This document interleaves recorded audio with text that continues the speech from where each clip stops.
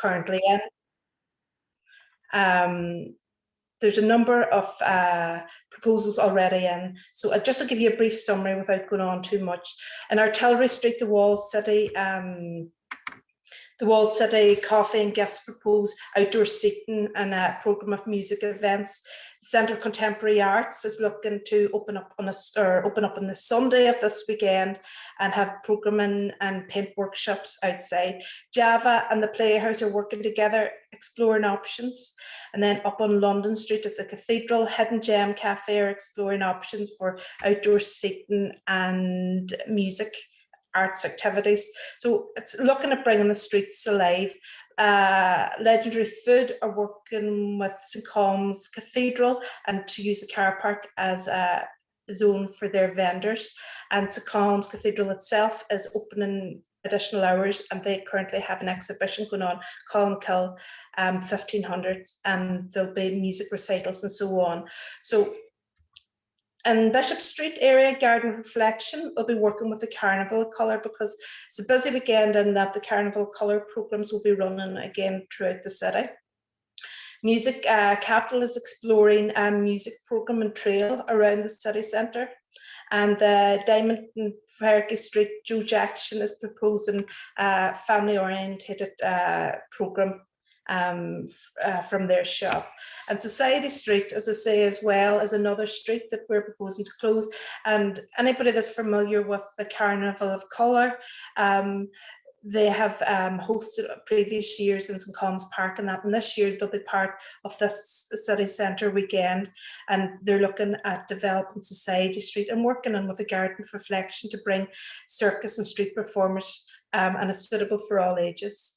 Sage Museum open and extending hours, and they're going to have some characters and animation out on the street, with St Augustine's proposing music and performance, and they're working with Music Capital, extending their exhibition or their opening hours, and working with exhibitions with Arcadia, and Society Street Market as well as working with us. So there's plenty sort of going on and programmed in this area already. So it's just a case this weekend of maybe enhancing it, pulling it out and seeing how it works. So if you're a business, if you're within the area and you're interested, get in touch. If you have activity or special offers that you think would include and work well in this programme, let us know. If there's ideas for the Cathedral Quarter that you would like to explore, let us know, get in touch. And we hope to provide some outdoor furniture and some dressing for the area just to enhance that new Cathedral Quarter branding. So if you've any requests, we'll have a limited amount, but we'll work and divide it up so that it works with everyone. Everybody gets some. Sorry, oops, wrong one. In terms of traffic management, I suppose this is the big one for the Cathedral Quarter, and what the streets that we're looking to close in order to facilitate this weekend. The road closure application has gone in for Upper Magazine Street, Society Street and Palace Street. So that would just close off the streets there within Society Street and pedestrianise it. And then on the other side, we're looking at London Street, Pump Street and Artillery Street. So that would pedestrianise both sections within the cathedral walls.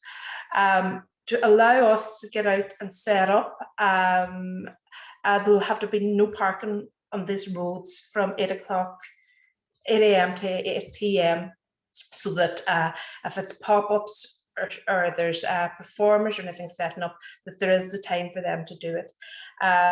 Traffic management company will close. We're working with the police as well in this, and the traffic management company will close the roads in accordance with the Roads Act 2010 and the Traffic Regulations 97. Now, there is some exceptions to this because we have some residents up there that will require parking, and we'll work with as many people as we can. But what we want to do is make this a safe event for everyone that they can come and enjoy.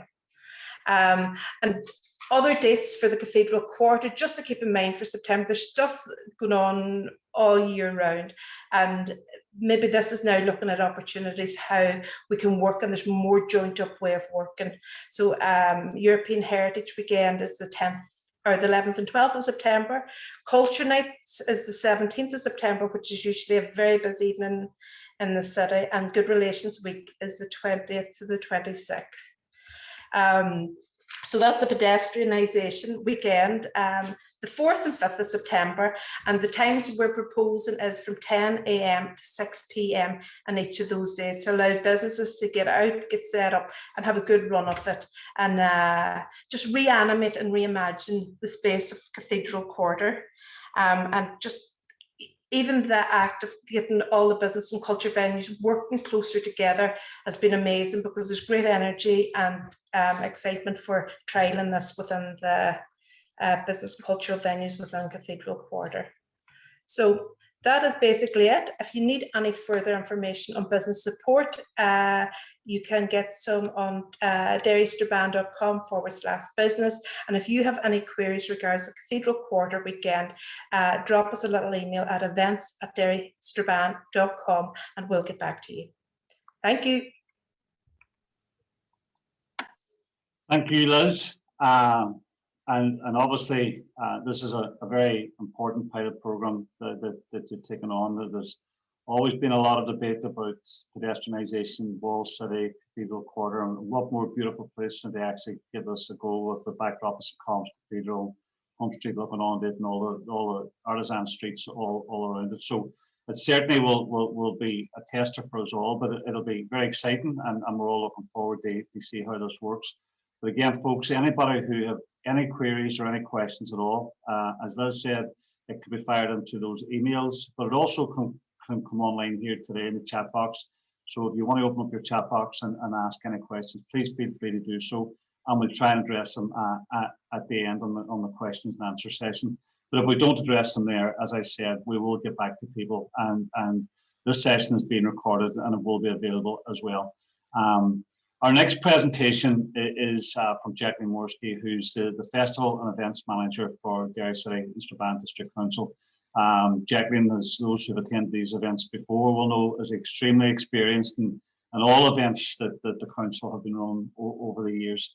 And as I said earlier in the background, Jacqueline and her team were working feverishly over the last 18 months or so, whilst crowds couldn't get on the street, trying to work out ways that they could animate the streets, and they could keep the feeling that this place is still alive.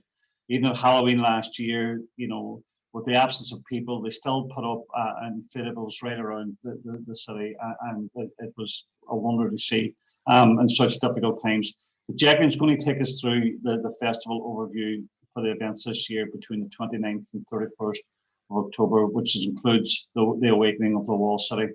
It's the new formats of citywide zones and a district-wide program as well. And today we're going to get an understanding from Jacqueline of how you and your business, your community can get involved in this year's program. So Jacqueline, look forward to hearing your presentation. Thank you. Good morning, everyone. Can I just check? Can we see that slide? Yeah, it's just, can you see that slide? Yeah. Yes, we can. Yeah, great. Thank you. I can't see you guys. I can just see my slides. So good morning, everyone. And I have the pleasure of talking about Derry Halloween. And would you believe 35 years on in a city? It's hard to believe that. But, you know, as Jim said, you know, the Halloween itself has grown to be our largest festival, annual festival, I should say. And when we were able to do it in 2019, there was upwards of 140,000 people that came to the city over the period of time that we had our celebrations. So this year, obviously, we are excited about the plans that we'll unveil to you today, but also we are conscious that we are coming out of lockdown and in a COVID environment still. So the plans we made, we are very confident that we hopefully will be able to manage this, and you know, everybody can still benefit. And as Jim alluded to, there was a couple of things that we did last year that worked a treat. So the thinking behind this year, that last year's activities have helped inform this year's hopefully plans. So just to start, the theme of Halloween is the awakening, and it was a theme that we adopted last year for a lot of the digital plans, and we work closely with our partners in the Northwest Carnival Initiative to bring to life stories of Derry Halloween, which really take the form of a number of characters. And we brought them to life last year through the digital means. So you'll hear a wee bit about some of those characters today, because the way we're planning Halloween is the footprint of it. We will adopt the stories of the characters that were developed last year. So, but if you think back to when we were able to do the full event, we had an event called Awakening the Walls, because we concentrated our effort in and around the walled city. And really, at that time, we were probably outgrowing ourselves anyway in terms of numbers. You know, there was thousands of people that would have went into around Awakening the Walls, you know, on the short period of time that we had it on in the 3 evenings in the run up to Halloween. So, you know, in one way, this year and the new thinking maybe presented an opportunity for us to outgrow that and to bring it to more expansive locations. So the implementation of this city and region-wide festival, the need for it has become evident, not just because of COVID, but because the event itself had outgrown its home in the walls. So for 2021, we're proposing to deliver a new trail. It's an illuminated trail of lighting, sound effect, animation, and installations across the city and district, and which will be entitled Awakening the Walled City. So yeah, that is where we're moving forward. Sorry, what I didn't say was that the dates of the festival will be from Friday the 29th of October through to Sunday the 31st of October.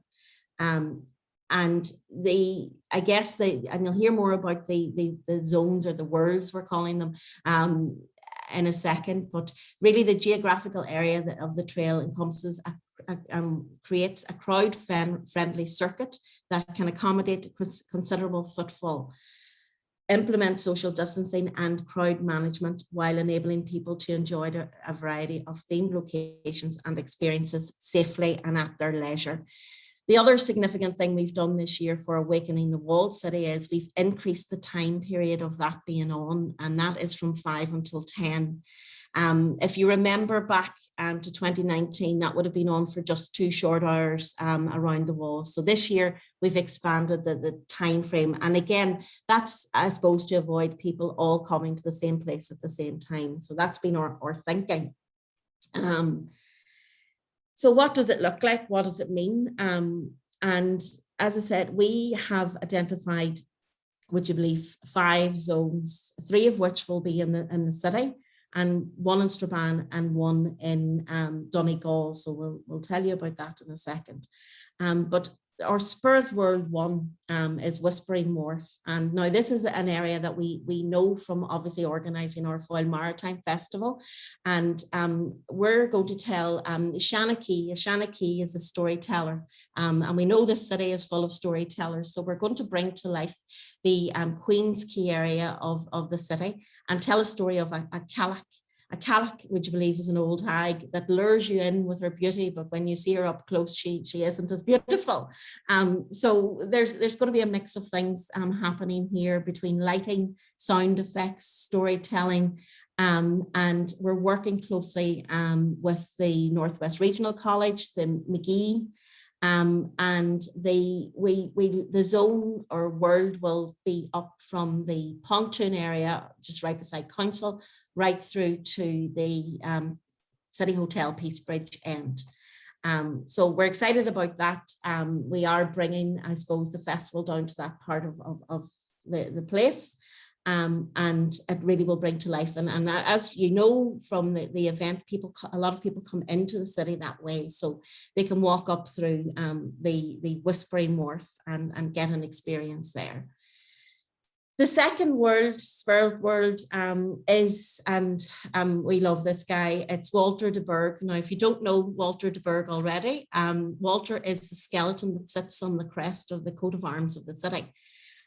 So Walter de Burgh is going to come alive in the city centre and our City of Bones. And would you believe Walter may get a wake that he never got?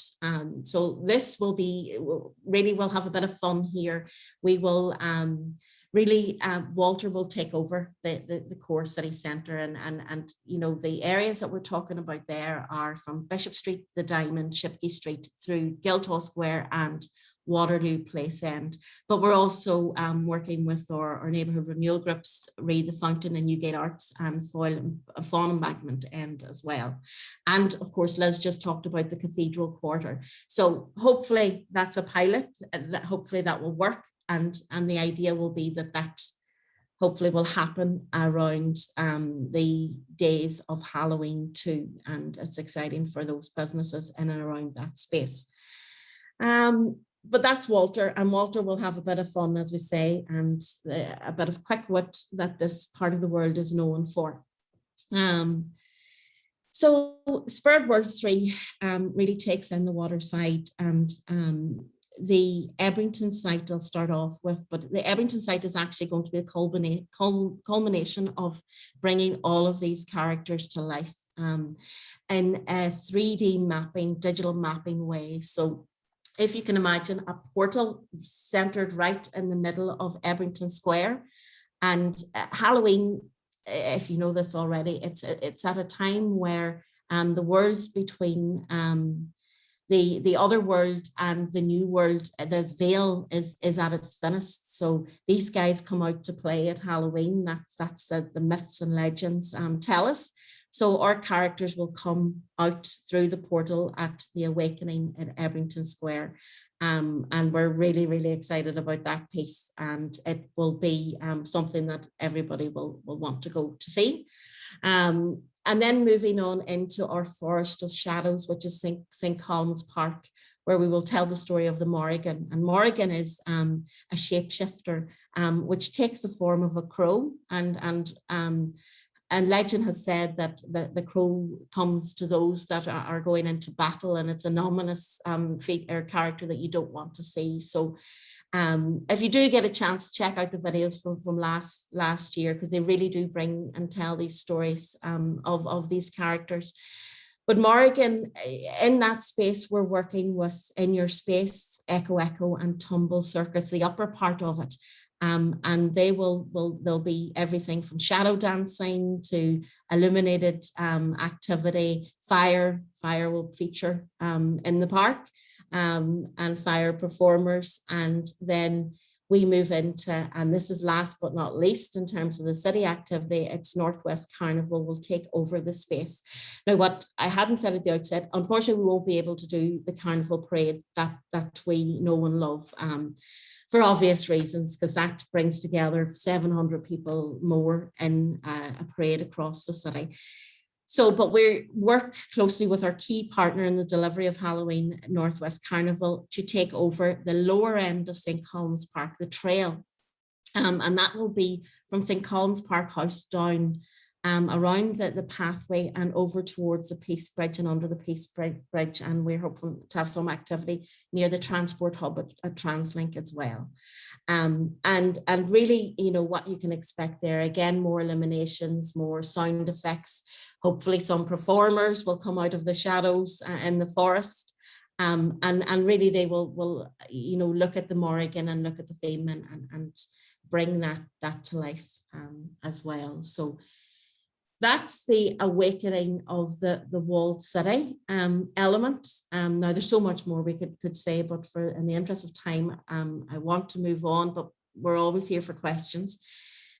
We have also created and will create a zone in Strabane, and we're working closely with BIDS and the Alley Theatre to do this. So our Spirit World 4, The Haunting, will take in Strabane town and include Abercorn Square, Castle Street, and the Alley Theatre now, and we're considering a possible option around the two bridges as a possible trail. So again, that will be focusing around the stories and the old folklore of Strabane and the activity there. We will also be doing a fireworks display in Strabane. I'll come on to the fireworks in a second.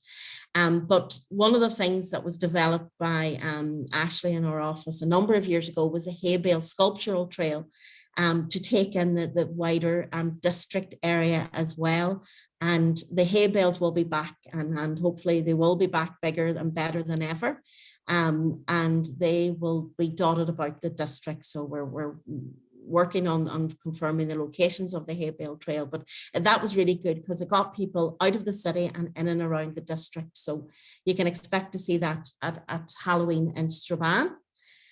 And then the other element that I've mentioned is we have secured funding through the Northwest Development Fund for extending the Halloween program, the Derry Halloween program, into Donegal. Now, our initial plans were to use Greenan, and we will still use the imagery from Greenan because it's the perfect site for it.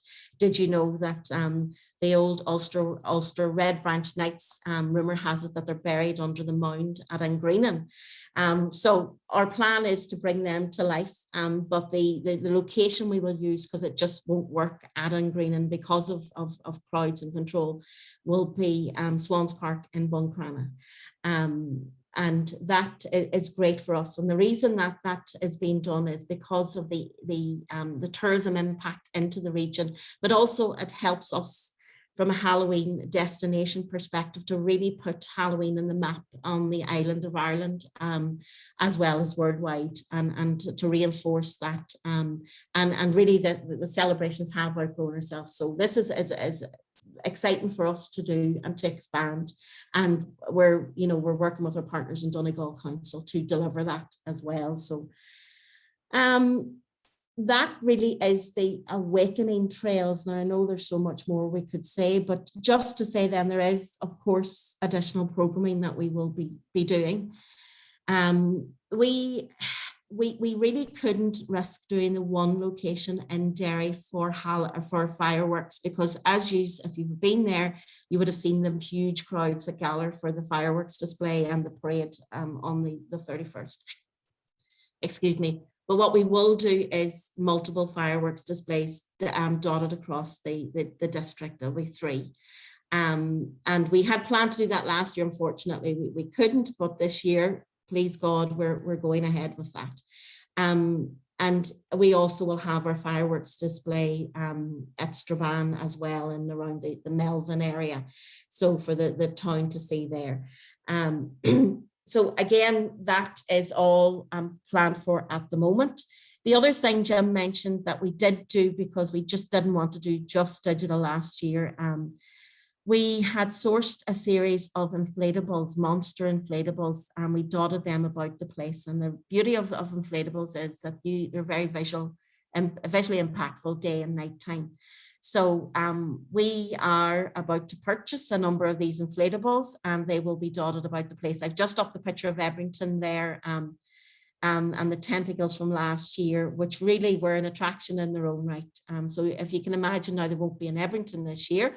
There's a lovely big scaffold on there, but they will be dotted about the city centre. We're just working out the locations for them at the moment.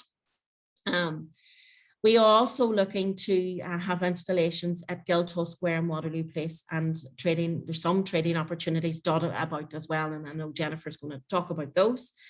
And we are also working on some with various cultural venues to look at, what else can be done in terms of family programming and music and engagement. And then the kind of final thing, or one of the final things, is really Derry Halloween really is owned by the place and by the people of the place. We will always say it. We just facilitate things to happen, but it's very much a community-led thing. What we want to encourage and bring back to its fore is the dress up and dress up and homemade costumes. So we're working with Carnival Initiative to look at a series of workshops, and we're working with the neighbourhood renewal groups to see how we do that, and to really get people to bring back that spirit of dressing up, which we all know and love, and really to get creative. So that's something that we will do with regard to community participation.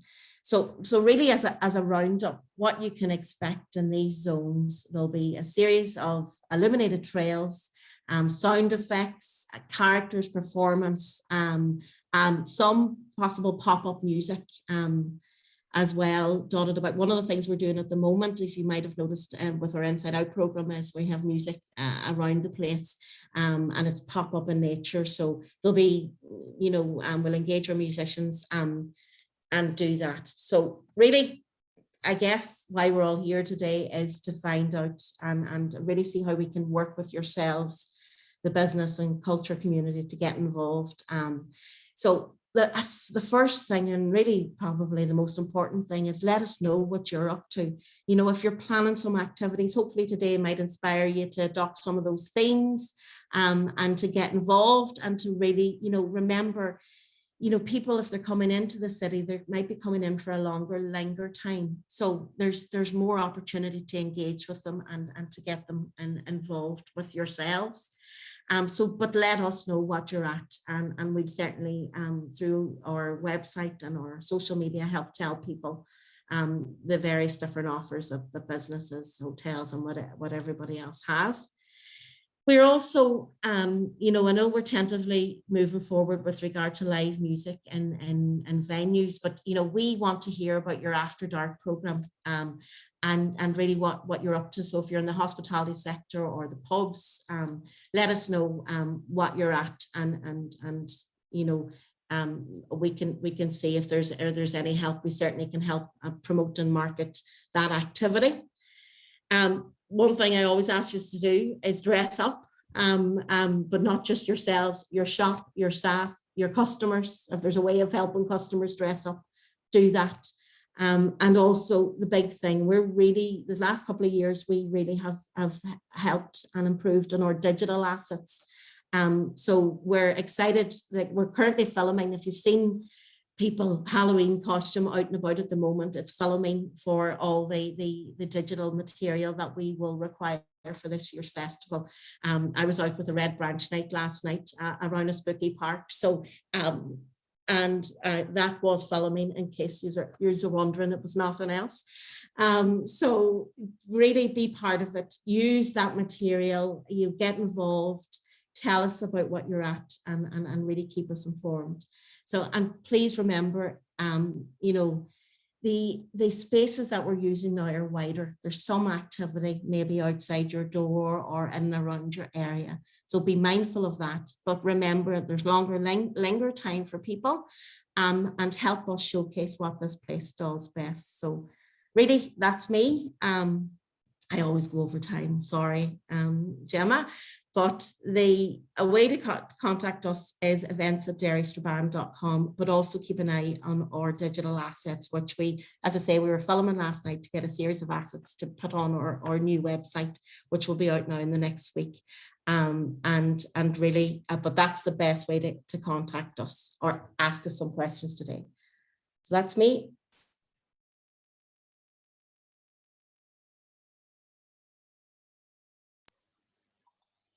Thank you, Jacqueline, as always. And it's a credit to you and your team, the amount of work that's gone into this. It's amazing how you always come up with these new themes and ideas, but that's what makes it so special. And I guess your last message to everybody is the one that I value so much, and it's about the interactivity. How does it benefit the people here?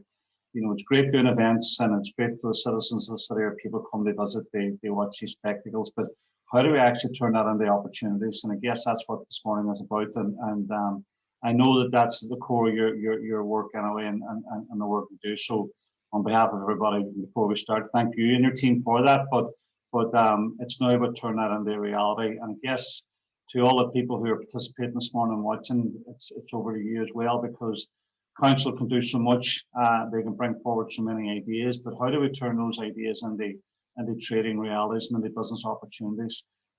With the staycationers coming this year, let's hope we have lots of people from throughout the country being able to come to this city to celebrate Halloween with us and do it as safely as we possibly can. And obviously that's leading me very nicely into our next speaker, and it's Jennifer O'Donnell, who's the tourism manager within Derry City and Strabane District Council. And Jennifer's going to take us through the opportunities arising from the Legendary Food Network and any business opportunities that are up and coming. And again, I would just remind everybody that If you have any questions at all, just please fire them into the chat box, and what we'll do is we'll address as many as we can at the end. But this has been recorded. All the questions are being collated, and we will endeavour to get back to anybody. And you'll see that email address coming up time and time again, events@derrystrabane.com. If you have any queries at all, right up to the final moment or even through the festival, please get in touch. Somebody will get back to you, and if you have any queries, we'll do our best to answer them and help you, help yourself and help your business. So, Jennifer, over to you now. Thank you. Thank you, Jim. Just to reiterate, my name's Jennifer O'Donnell, and I'm the tourism manager with Derry City and Strabane District Council. And it's great to get the opportunity to speak to you all this morning, really just to emphasise the trading opportunities that are available as part of the Halloween event. So Jacqueline has went through all the zones, but I will just run through kind of some of the locations in terms of trading and specific trading opportunities that's available. So just to reiterate the trading times and the dates. So Friday to Sunday, 29th to 31st of August, and trading times would be from 12 noon to 10 p.m. daily. And as Jacqueline has said, there's a number of zones, but particularly the zones that we have been identified for trading is Queen's Quay, from Council Staff Car Park to the City Hotel direction, the city centre from Guildhall Square, Shipquay Street, the Diamond, and the Cathedral Quarter, and then St Colum's Park. So that's the vehicular entrance to the park and car park. So it's just, I suppose, what I'd like to highlight here is that the trading, as Jacqueline has said, the event is going to be very different this year in terms of spreading the footfall out across the walled city into different locations. And it's going to be very, very different in terms of trading locations also. So we would like to dot traders around these zones. So it's not going to be very much like the whole, all traders will be in Guildhall Square, Waterloo Place. So we'll be looking at allocating traders throughout these areas, suppose just to ensure that we're meeting, restrictions and regulations as well. So in terms of who the trading opportunities are open to, we would be calling upon council registered food businesses to provide street food, bakery, sweets and confectionery. And as part of the process as well, we would be calling out for businesses in our local council area that specialise in the supply of fast selling toys. So there is one application process, and it'll call out for those two particular areas. So in terms of the application criteria, specifically for food traders, over the last number of years, we have adopted the use of local. So we will continue to grow that. And we will be adopting the legendary food principles. So anybody is aware that we have the Legendary Food Network and a Legendary Food brand that you can see at the side of my presentation. And it's very much to support businesses who use local produce, and we would define local as 30 miles radius of our city centre. So it's about using local produce, seasonal and sustainably produced goods that are high quality, but will add to the overall event experience. So we would like to see this coming through in your application, in your menus, that you would be using local produce from this region, because it really, provides a unique kind of experience for visitors and locals alike. So for the fast selling toys element, I suppose we're looking for unique products, but that also have to meet current legislation guidelines. And these will be outlined in the application form, but we are aware that kind of post-Brexit, there is new legislation. So anybody applying underneath for fast selling toys needs to kind of be content that they're meeting those guidelines. Sustainability is a key priority for ourselves in council, and we would like to see that traders are being environmentally friendly and incorporate sustainable measures at the event. So that in terms of food could be compostable packaging, non-single-use plastics. So we would encourage that, and it is a criteria within the application process. So just to point out, I suppose we're very, very much about supporting established and existing businesses in each of these areas or each of these zones. So we would always make our best effort to ensure that traders we appoint to these locations would not be displacing current businesses. So we will continue to do that. So it'll take me on to trader fees.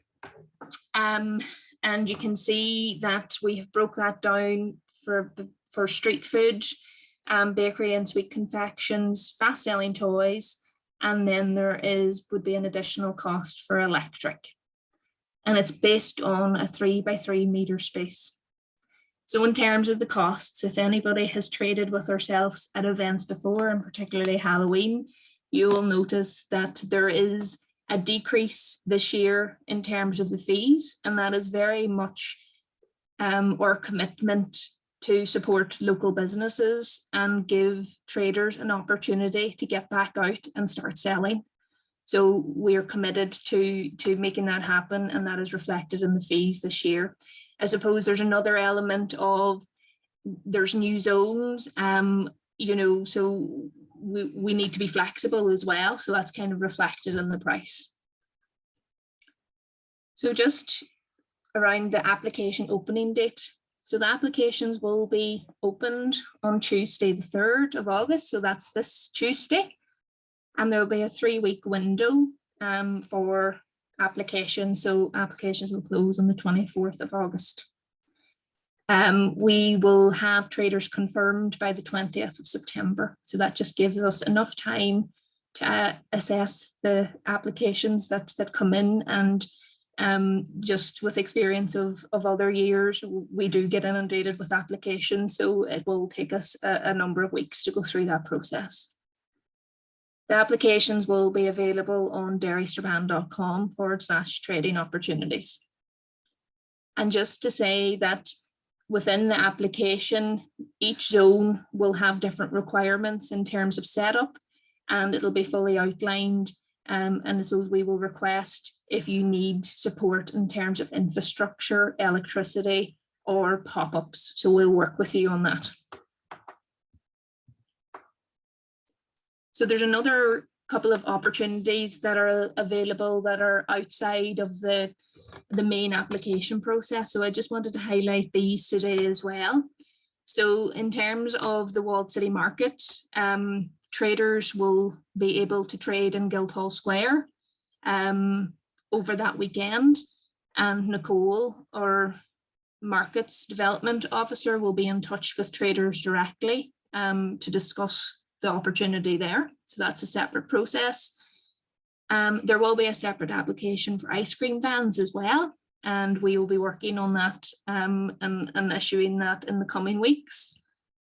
And this is really just an encouragement, finally, to wrap up, is we're very, we suppose we really want to encourage local businesses to come out and trade outside and, you know, make the most of the footfall in each of these locations. So what we would like to do is on daharystrabane.com market trading, we will also have an expression of interest form for existing businesses in each of the zones who potentially might like to come out and trade. And it's really important that we know if you have plans to do that, so we can allocate space to yourself to ensure that we're not putting too many traders into that location, and it's really just to avoid displacement. So we do need to know that information by the 24th of August to allow us to plan that. So again, any business that would like to come out the front of their own building to trade in any of the event zones, if you could let us know using the expression of interest form that's on the website, daharystrabane.com/market trading by the 24th of August, that would be very useful. And I think that is me. Again, if there's any queries, we're directing all queries to events@derrystrabane.com. So if there's anything in particular on the trading opportunities that anybody wants to email in, it'll be directed to the relevant officer, or happy to take questions at the question and answer section at the end. Thank you.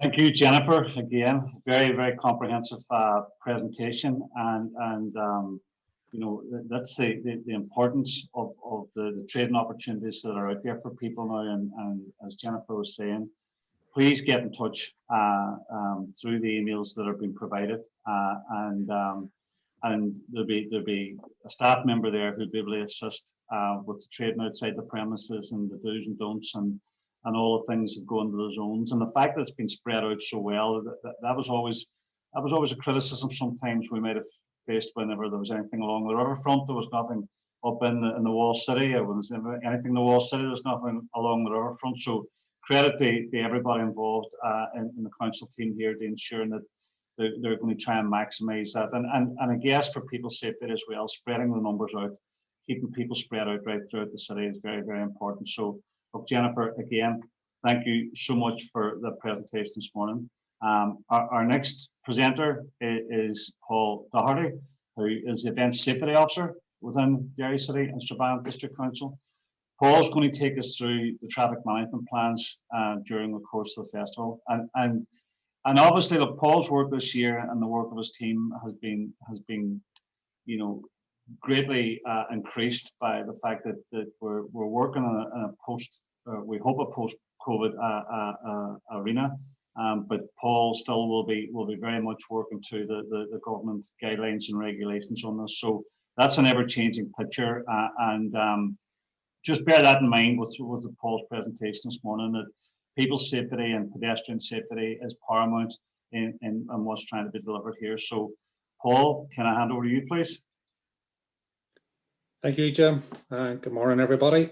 So when we're attracting large numbers of people to events in the city centre and to the businesses in a safe environment, there's obviously going to be a couple of procedures that we're going to have to put in place. And one of those obviously is road closures within the city centre.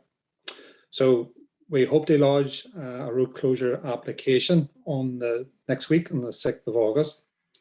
The proposed roads really reflect what we did in 2019. The roads we are hoping to close as part of the application are Magazine Street, Union Hall Place, Butcher Street, Bishop Street within, Society Street, London Street, Shipquay Street, Fergie Street, the Diamond, and Artillery Street. The roads will be closed from 2 p.m. to 10 p.m. on the 29th, 30th, and 31st. Now, that's different from 2019 when we had the application in from 5 p.m. The reason we're going for 2 p.m. This time, as Jim said, because we're the COVID and large numbers of people coming into the city centre, we noticed that they were coming in earlier to the city, which is good for businesses. So in order to accommodate that, that's why we're proposing a 2 p.m. road closure. So there'll be no parking on the above roads from 7 a.m. to 10 p.m. except Shipquay Street. And that was an agreement with the businesses back in 2019. But it's going to be earlier this year.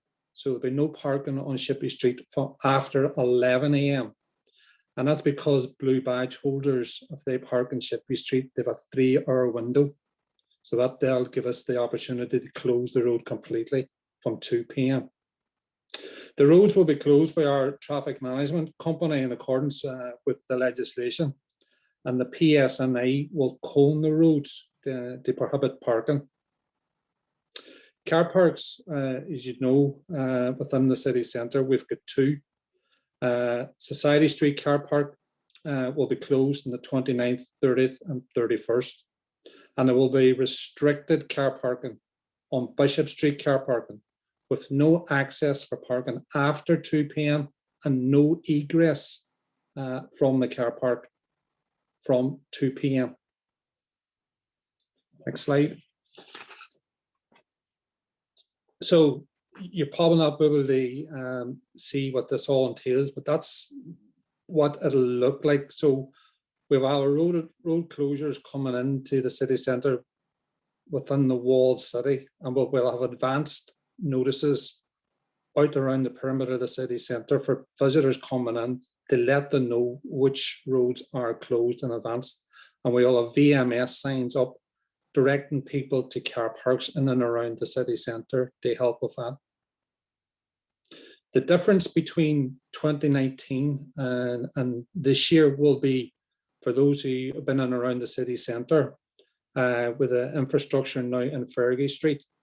Those coming up Lennon Hall Street will not be able to turn right as they currently do.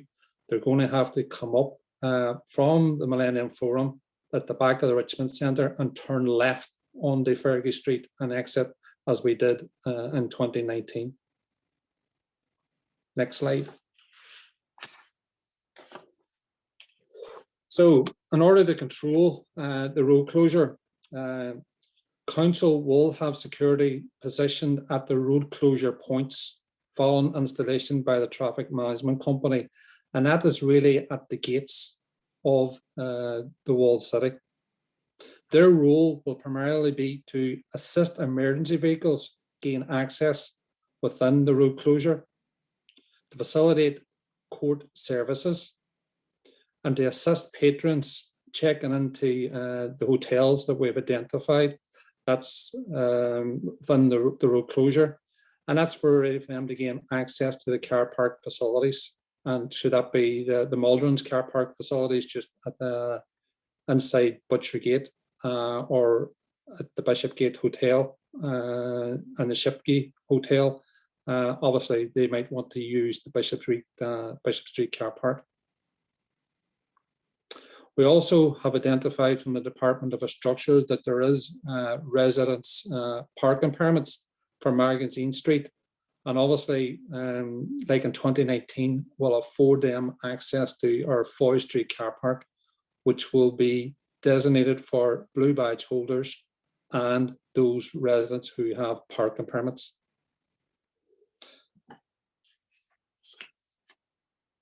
That's the process that we're putting in the application. There will obviously be a lot of engagement with businesses within, like we did in 2019. And obviously, if there are any direct implications of what we're doing within the city centre and within the zone for the event, then do get in contact with us at the email that's been provided previously, and we'll meet you with any concerns. Thank you. Thank you, Paul, and again, thank you for all the work that goes into this. It's no mean feat to actually pull a traffic management plan off for such an event that's so widespread and right throughout the city centre. So thank you. And again, I think it's important to take Paul up on his offer that if there are any queries at all, don't let them fester. Let's get in touch with each other. Let's talk to each other.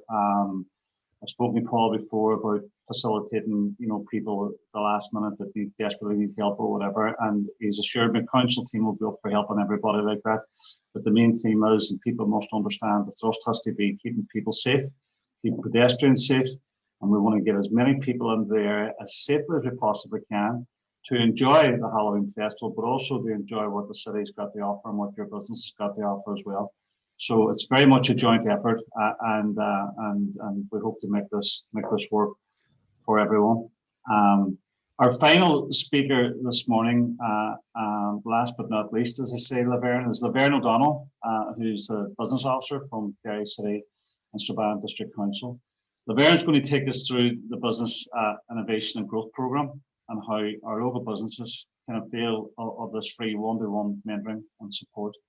And obviously that's ongoing, but at the same time, for any support that's needed prior to Halloween, I'm sure Laverne will be there to help, and I know the team will be there to help as well. So Laverne, if I can hand over to you, please. Thank you very much, Jim, and thank you for inviting me to speak today. So my name is Laverne, as Jim said, and I am a member of the business support team at the council. So today I'm going to give you more information on our flagship support programme, which is the Business Innovation and Growth Programme. So what the aim of this programme is to support the creation of new sustainable jobs within the council area. And we do this by assisting businesses to drive innovation and productivity within their business in order to become more competitive, both in the indigenous and export markets. So to be eligible for this programme, you need to be based in the council area, employ less than 50 people, have an annual turnover of less than 10 million, and demonstrate the potential to create at least one full-time or full-time equivalent position. So what is the programme? The Business Innovation and Growth Programme provides one-to-one tailored, bespoke mentor support to businesses in an area of need that will help them to develop and grow. So businesses use this across a wide variety of topics. That could be business strategy and planning. It may be financial planning. It could be sales development, communications, digital marketing, etc. And what we as business support advisors will do is to work with you one-to-one to identify that area within your business that will help you to develop and grow. Within the programme, we also provide themed workshops and seminars, and these are aimed at enabling business growth and equipping businesses with the additional skills and development to compete within the digital marketplace. Under the big programme, we have key themes, so thematic support programmes also, one of which is the Digital Tech Enterprise Support Programme. So that's open to both tech and non-tech businesses. And what that does is it supports entrepreneurs to develop and implement a digital transformation action plan for your business. So that would focus on capabilities such as digital strategy, collaborative partnerships, how to integrate innovation into your business products or processes, digital customer engagement, cybersecurity. There's a wide variety of ways in which businesses can use that. We also have the Social Enterprise Support Programme. So that's open to new and emerging social enterprises and cooperatives. And again, that is the tailored bespoke mentoring according to what the social entrepreneur needs at that time in order to develop their enterprise. Programs which we have coming up now in the autumn, we have the Procurement Support Programme, and that is running from September across October 2021. And what this programme does is help businesses who are looking at opportunities within larger scale contracts. So that's in the public sector tendering opportunities. The programme consists of 3 2-hour workshops which cover topics such as understanding the public sector landscape, preparing to respond to tender requests and public sector opportunities, and how to keep focused on future opportunities. So how to find out about and keep notified in regards to contracts and opportunities as they become released. This is then further supported with that one-to-one mentor support so that you can implement the learnings and identify and exploit those public opportunities that are best suited to your business. We also have the Export Support Programme, which will be running from November to December 2021. So this programme is for businesses that may be new to exporting, but it is also great for businesses who have found that they are exporting, especially with the integration of digital sales. A lot of businesses are selling to customers all around the UK, ROI, and further afield. And instead of doing so reactively, we want to help businesses do that proactively so they're maximizing on the opportunities that are available to them in new markets. Again, this programme consists of 3 2-hour workshops, assessing your readiness, your capacity, and your capability in terms of exploiting opportunities in new markets, helping you find out what you need to know post-EU exit, so that's around regulations and legislations, and also preparing you to identify your customers, to engage with your customers, and to meet with those potential new customers. Again, this is supported with one-to-one mentor support to help you implement those learnings and to help you take forward your export plan and explore those new opportunities. And finally, just to say that as a business support team, we do not work alone. We work in partnership with all of the other support organisations within the council area. And what that means is when you speak to a business advisor within the council, we can help you maximise on the opportunities for support that's out there. And we will help you identify what is best for you at this time. And we will refer you through then to the people within those organisations that can help you further. So I really would encourage you to get in touch with us and see how we can help you, or to find out more about the Business Innovation and Growth Programme. If you want to get in touch, you can email big@daharistrabane.com. My telephone number is also there, and you can also find me on LinkedIn if you'd like to add me there and send me a message, and I'll follow up with you. So thank you very much for your time.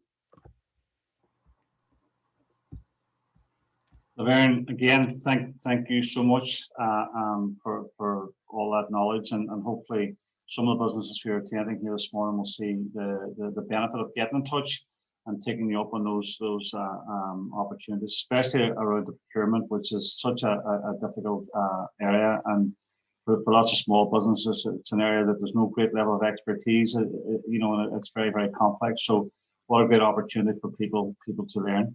Folks, as you can see on your screen, there's a very important contact email address, and I'll ask anybody to either take a quick snapshot of this now or write it down, so that if there are queries, if there are issues that arise, please feel free to fire in a question to events@daharistrabane.com.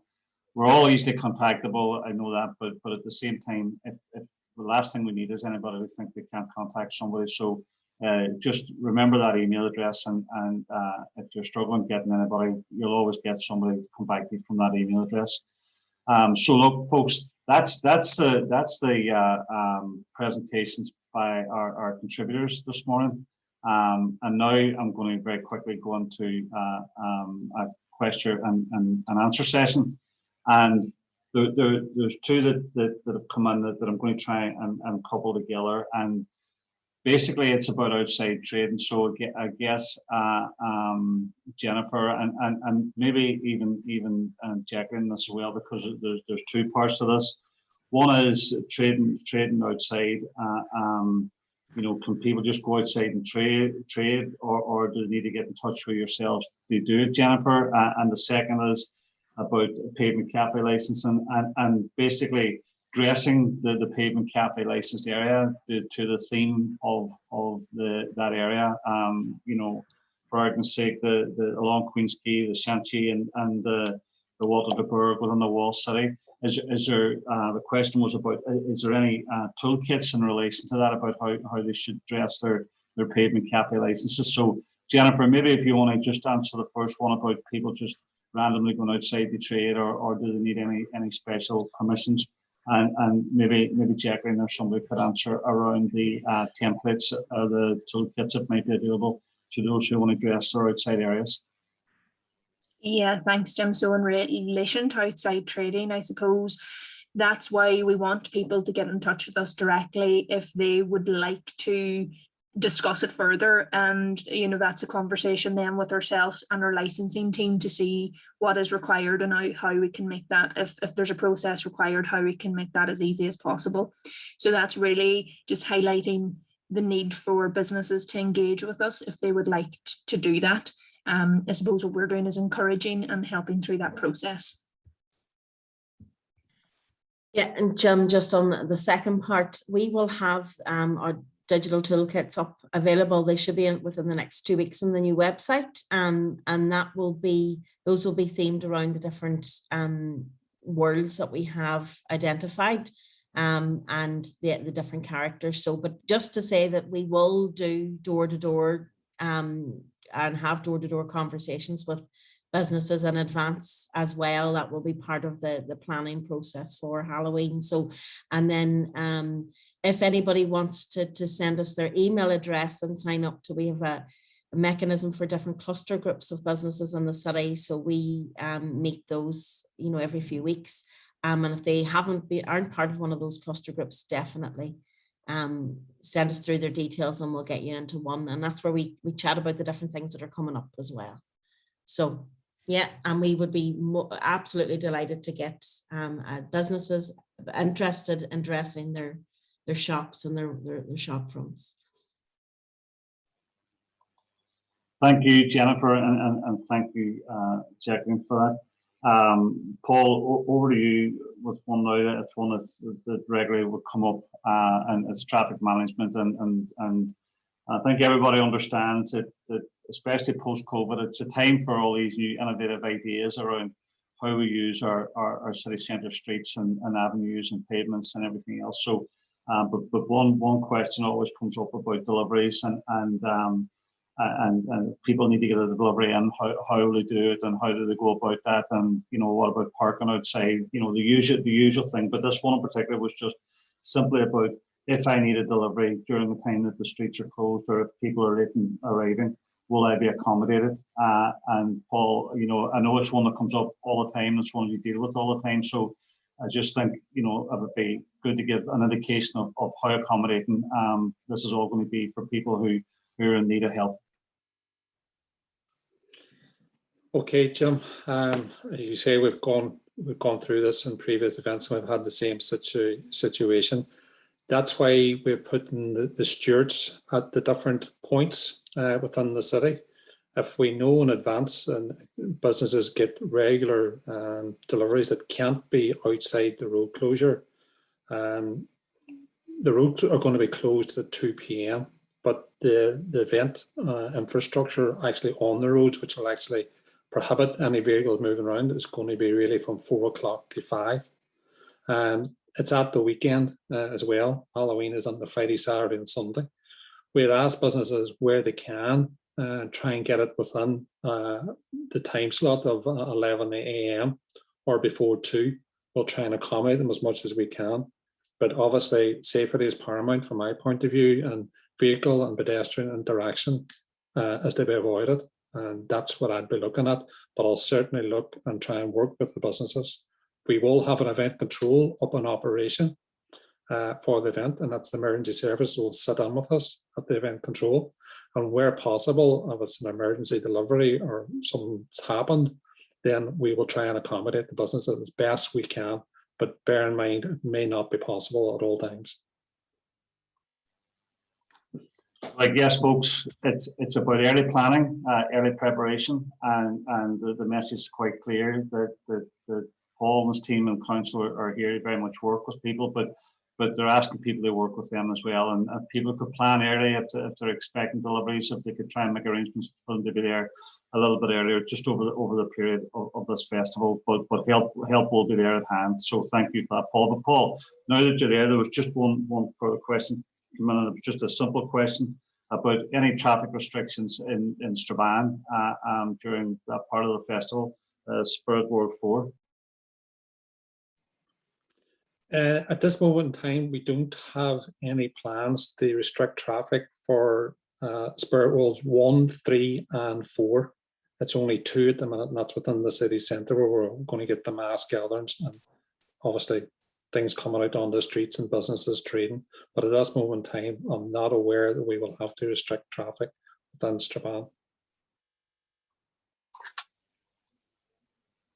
Thank you, Paul. Thank you. And Jacqueline, it was back to yourself now. Again, it's just the way these things are coming in. Yeah.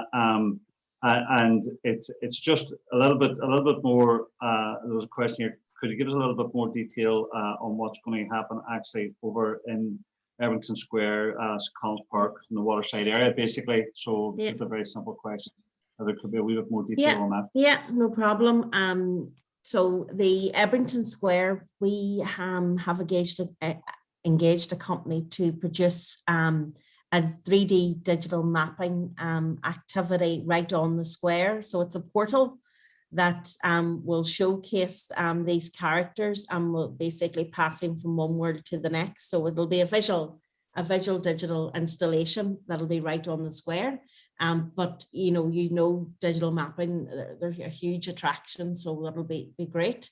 And then in moving into the St. Colum's Park, the upper end, As I said, we have In Your Space who are going to work with Echo and Tumble Circus. So it'll be a mix of, there'll be some fire installations, some sound effects, some shadow dancing, some lighting effects. As you walk through the main upper part of the park, it'll bring you down to St. Colm's Park House, where the Northwest Carnival Initiative are talking to those guys about a series of installations in and around the St. Colm's Park House, and then moving down the trail, you know, the walkway that the track, the athletics track is on your left, so the St. Colm's Park House is on the right, so that's trail, and there'll be a series of stuffs, lanterns, performers, you know, things coming out to scare you, and around the wooded area there. And then you go down towards the riverfront and the pathway there, and there'll be installations dotted, you know, right under the Peace Bridge. And then we're also talking to the transport hub about, you know, obviously that new connecting road from the new train station. So you can expect, as I say, sound effects, performers, bit of music, trading opportunities that Jennifer mentioned, that St. Colm's Park has been identified for some trading. And then, yeah, that pretty much is it. But we full detail and full world zones will be detailed. And just to say that, you know, at this stage in it, you know, we really don't know from a COVID perspective where things might go to, but I guess one of the other reasons we're using Ebrington and St. Colm's Park, aside from their brilliant spaces, is that though that area potentially could be ticketed, as in free tickets, to help control if there's restrictions in place, but hopefully that's not going to happen. And this will be free flowing and no restrictions, please God. But just to know that area can still happen even in a kind of stricter COVID environment as well. Thank you, Jacqueline. But now I have you on, I'm going to skip a question just to jump to you rather than go forward and back. No, you're all right. One of the attendees has asked here, are the inflations or inflatables already allocated for particular buildings, or can a business with a large building apply for one to attract more tourists to their area? Okay, so no, we haven't allocated the locations for the inflatables just yet. And we talked about this at length there the other day. It's not as easy to just you know, put an inflatable on a building. You know, inflatables, these have to be daytime attractions, so they have to be in a space where you know, either a pedestrianized area or an area that's easy, you know, if people are walking around to see them. So we can't allocate specifically to a building, but if it works in terms of our trail, and you know, the other thing is, you know, we're dotting things about, so we look at it from a location perspective, a safety perspective, you know, an impact perspective. So we don't, I mean, these inflatables that we use, just to say, they're not something that can be sourced very easily locally. We went out to tender for these, and they're coming from a distance to get the quality that we need, because the whole idea behind inflatables is that because we're buying them this time, the last time we hired them, it's definitely financially better to buy these so that we can have them for future events. So they're not cheap, but they're not, so we can't allocate to a business as such, but or they can't just go and buy one, unless if they want to talk to us, and if they've identified something that maybe is an opportunity, then let's hear about it. So as a roundabout way of answering, you know, the locations for the inflatables will be determined by where the need for the program is, and the need for all the other things that we talked about. But as mentioned before, yes, anybody's got any queries around that, just stick an email in at events@derrystrabane.com, and it'll be picked up by one of the team. Another very straightforward question, again, Jennifer or Nicole possibly, is Waterloo Street a part of outside trading? Waterloo Street obviously being the pedestrian area itself.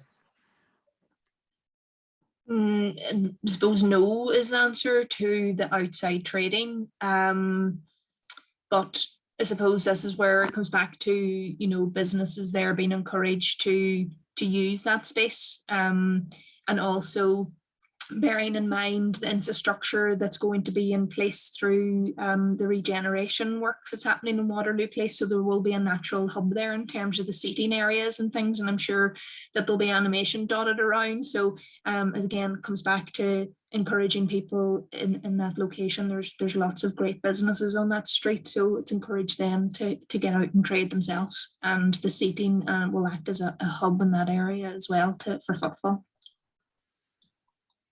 Yes, and if I could just add to that, Jennifer, as a pedestrian zone, you know, it's always a perfect place for people to apply for pavement cafe licenses as well, and we know how much the licensing team are encouraging people to apply for that, and there's plenty of time between now and Halloween, I guess, to do that, which would allow them to trade outside anyway if they get their pavement cafe license. So, you know, we can encourage people to go ahead and get in touch with a licensed department, go on to the council website and type in a search for pavement licensing cafes, and I'm sure you'll find some more information there. There was a question then that's come up for Liz, and it's around the cathedral quarter, and it's about, maybe Paul could help with as well. It's around road closures in that area as well, around time frames and how long the road's expected to be closed during the pilot scheme that Liz talked about earlier on in the presentation. So Liz, maybe I can ask you first. Hello again. Jim, the plan for the road closure is from, there'll be no parking on the streets from 8 AM to 8 PM. Now, we realise that there is car parks, private car parks there that local businesses use on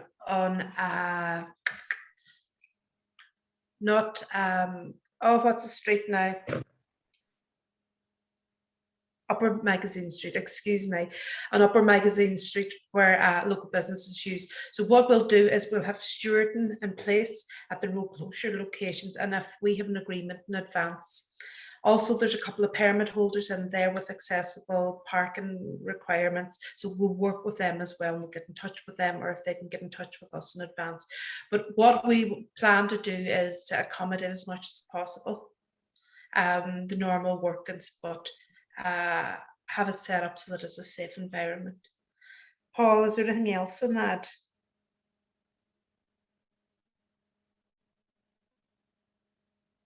So to answer that question, from 8 AM to 8 PM, and the hours of the event we're looking at from 10 AM to 6 PM, both dates. I'm just conscious, Jim, that there's a couple of residents in and around Palace Street and things like that there that we'll need to chat to, and I'm trying to accommodate them with car park spaces outside where they would normally park their cars on those dates. So again, like Halloween, if people get in touch with concerns about the traffic management in and around that area, we'll meet them and discuss solutions, hopefully to any issues that they may raise.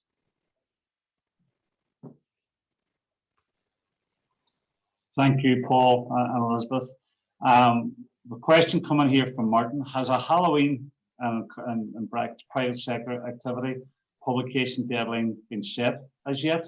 I guess maybe Jacqueline. The end of August is the deadline for all activity, ideally, so that we can really work in terms of a marketing campaign that maximizes the benefit for everyone. But I mean, I know there's some businesses that will never have activity ready at that stage. You know, and potentially, you know, always keep us in the loop on what you're doing. But the end of August, to be part of the kind of main program and elements, it's the end of August.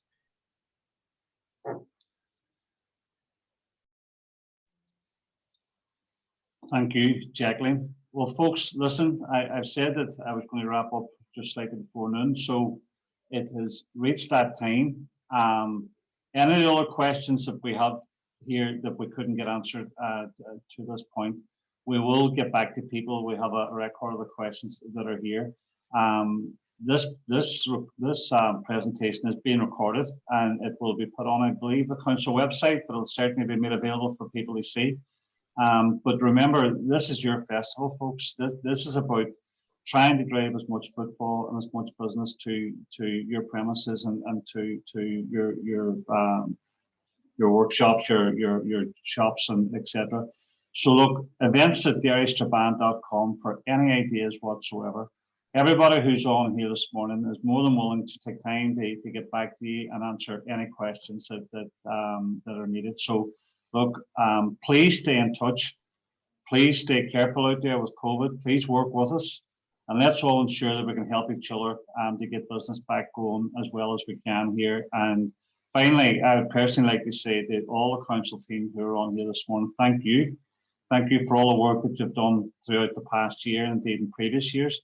It's been very, very challenging, and I certainly understand that, and most people probably don't even understand how much work you should put in trying to brainstorm as to what can be done, what can't be done, what can be done within regulations, what's needed, what's required, how do we drive football, the business, etc., etc., etc., and then sometimes having to change it at the last minute. So it's an enormous amount of work, an enormous task, but there's still much more to be done between now and Halloween.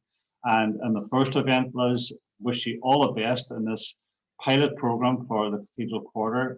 It's certainly going to tell a story for us all.